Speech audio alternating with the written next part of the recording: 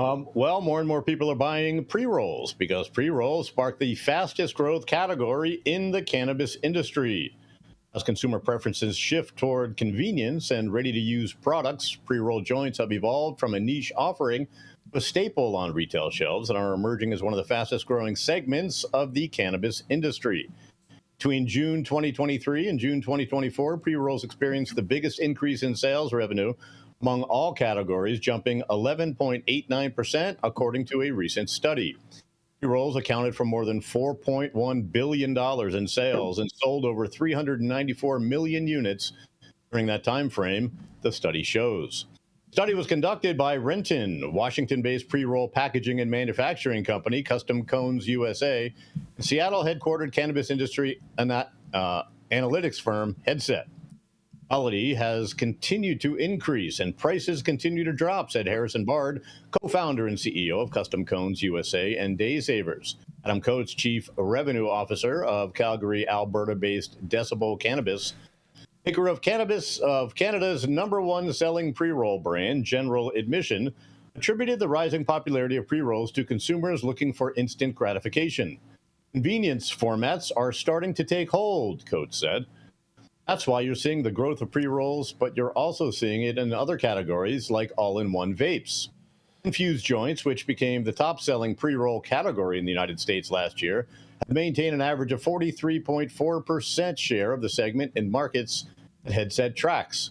Infused pre-rolls hit 44.4% market share the first half of 2024, suggesting preference for premium goods.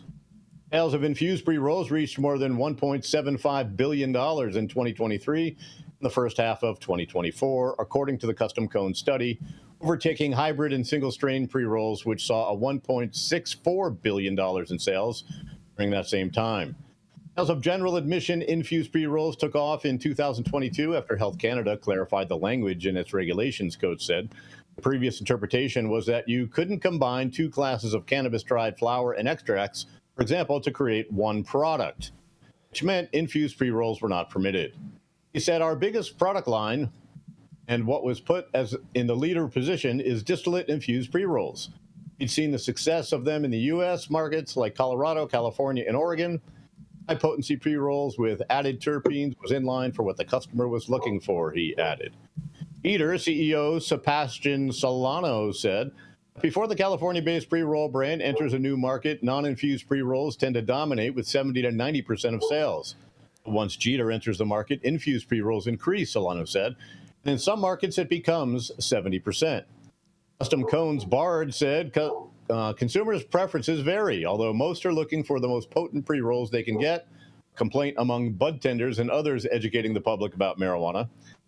He said, potency is not the end-all, be-all. It's one of the many factors to consider. Freshness, terpenes, and which cannabinoids are in the product, Bard said, and especially for people who have anxiety. Still, some consumers consider price above all else, and that's where companies such as Michigan-based Dragonfly shine. As states open up and prices come down, good cannabis becomes more accessible, said Ching Ho, founder of Dragonfly, which says it supplies 90% of Michigan's wholesale pre-roll market. What we're known for is we move a whole lot of pre-rolls. We move more pre-rolls in 1 month in Michigan than the entirety of the New York market in a year, Ho said. Dragonfly is poised to expand into the New York market, he added. He said, we offer a high-value product and we're among the cheapest in the market, Ho said. Most consumers want the best combination of price and THC. Uninfused Dragonfly pre-rolls sell for $1, while the company gets $3 per infused joint. Who said the company can afford to sell its pre-rolls at low prices because it produces its own marijuana. It's kind of like Costco rotisserie chickens, he said, referring to the $4.99 birds the Warehouse Club offers its members. They own their own factory. Otherwise, there's no way they could do that. Prepackaged containers of pre-rolls that come in quantities of 2 or more are also gaining popularity because they're economical and convenient for both manufacturers, and they also save on packaging and labor costs, and consumers who save by bundling multiple joints into a single purchase. Multi-pack sales made up 27.7% of the pre-roll market in 2018, a share that skyrocketed to nearly half of the pre-roll market as of June, according to the Custom Cones Headset study. Multi-pack revenue increased 43% in 18 months, rising from $89 million in January to $127.4 million in June. Joints used to be an add-on item, Bard said. Now consumers are going and solely buying pre-rolls. Multi-packs demonstrate that consumers have brand loyalty and people will smoke the same thing for a whole week, Bard said. 1 gram pre-rolls continue to be the most popular product. Quarter gram or dog walker joints are gaining popularity. Pre-rolls are the third biggest category behind flower and vape pens, which both saw modest gains of less than 3.5%, according to the study. As pre-rolls are more convenient to consume than flower, which must be ground and rolled into a joint or other device, pre-rolls are likely to increase usage. Pre-rolls are also more appealing to the new consumers who haven't used marijuana, are open to trying it now. Of course, connoisseurs will always love to see the flower they're smoking and enjoy the process of breaking it up and rolling it. So, what do you guys think? I'm not really a pre-roll buyer. I bet you guys are not pre-roll buyers. Who's buying all of these pre-rolls? Because I'm certainly not. I'm a pre-roll seller. I'll tell you that much. I know. Yeah. I know you are. You already know I break down the herb, Todd. You saw me do it over a whole course of a whole evening. Yeah, so you should be a pre-roll buyer. You are the one on the panel that should be a pre-roll buyer. Just buy that shit, bro. No, bro, you got to meticulously break up your sticky California weed. That's how it goes. You should bring your cash to the rollers. Let them roll it. Oh man! It just sounds like Ching Ho is the Ding Ho of right. Minnesota. Holler a joint. If you don't know what Ding Ho means, it means the best in Cantonese, my friend. So you see the Ding Ho restaurant. Oh, very good. Thank you for that translation there, Saman. When you get bilingually punny, we know it's a good show. And the thing about weed, it's just my good pre-roll weed over here.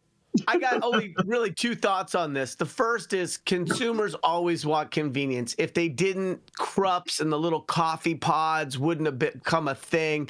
And so people are seeking convenience and not having to grind and create their own joints and means that pre-rolls are a convenience category. I think for some of us, like I don't drink coffee out of a pod. I like a French press. I believe that grinding my own beans is part of the ritual. I appreciate the ritual. There are those of us who are maybe a little antiquated. And my 85-year-old hippie dad, who calls an ounce a lid because he goes back that far in the cannabis space, is now buying pre-rolls. He's buying pre-rolls. And I'm like, Dad, are you kidding me? Because I'm always thinking about value. And I'm like, you paid someone else to do that? I'm also thinking about oxidation, but my dad's not oxidating too bad. He looks pretty good for 85. And the thing is that he really appreciates it. Like if he's going to go for a walk or whatever, he just doesn't want to have to deal with, making a joint. And I agree with that. I'm not mad at that. So I think the convenience factor is there. Here's where I disagree with the article, though, okay? It talked about infused being premium, and we need to be, I think, for this show and our viewership, a little bit more specific that there are 2 categories of infused pre-rolls. There are those that are single strain hash holes with, the same extracts as this flower and are like really thoughtfully made and taste delicious. And then there are those where the infused pre-rolls are really about the consumer seeking value and getting a higher potency smoke than they would have if they had just gotten a non-infused. And so not all pre-rolls are infused. The other thing also is if you brag about selling more cannabis more pre-rolls than all of New York, all you're really saying in reverse is that New York doesn't have a lot of retail locations. That's all you're saying. You can't brag about anything that you're doing in another state compared with New York because New York's a dumpster fire. Listen, I think that like with pre-rolls, go ahead. What he's really saying is that he's cracked the code on the economics, right? And he's created a loss leader for his business that he could sell at the cheapest price. And so I like to think of pre-rolls in this game as the economic kind of leveler, right? It's like the playing field leveler for a lot of these companies. He can produce, so he's not going to make a big margin on it. He's going to bring people in the door and have people start fucking with his brand. This is a marketing play. This is more of like a business strategy than I think just like an average debate. I think this guy is, he's obviously capitalizing on the fact that people want things easy, they want it fast, they want it cheap. That's American. Sound like Nino Brown, bro. Of course, hey, that's how it is. That's how New Jack City got play, and really that's how it's going to work. Is like people want things fast, cheap, and easy. The moment you have to explain too much, it's over for you. And so it's like, if you really are trying to create a whole new niche, go ahead. If you want to just play the game and have good business and make revenue, this guy is a good model. Don't overcharge for the simple stuff. And to talk about premium versus non-premium, I think infused is always there's always standard and premium, but then there's levels to premium, as you're saying. So like, there's premium liquor in a bar or a liquor store, and then there's like the hyper exclusive Louis the 13th. Like, there's definitely the tippy top shelf. So yeah, there's the 1942, and there's what I'm saying, like Patron. Yeah, no, for sure. But I think we also need to acknowledge that there's definitely a sub premium category of infused as well, right? If you're taking floor trimmings and sugar leaf and rolling it in distillate and then sticking it in a cone and then rolling it in some more distillate and sticking some dirty ass keef that probably also came off the bottom of a trim tray.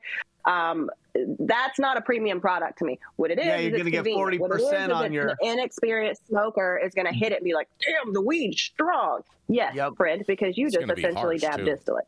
So, well, but regardless, Jenny, people want disty. Like, I had to argue with some very, very prominent cannabis executives for a very long time about this, and I was forced off my position of serving distillate vape pens. Now, since then, the company has turned about face and is selling distillate vape pens and has sunsetted the solventless brand and that was doing solventless and live resin, because there's an ask for every seat.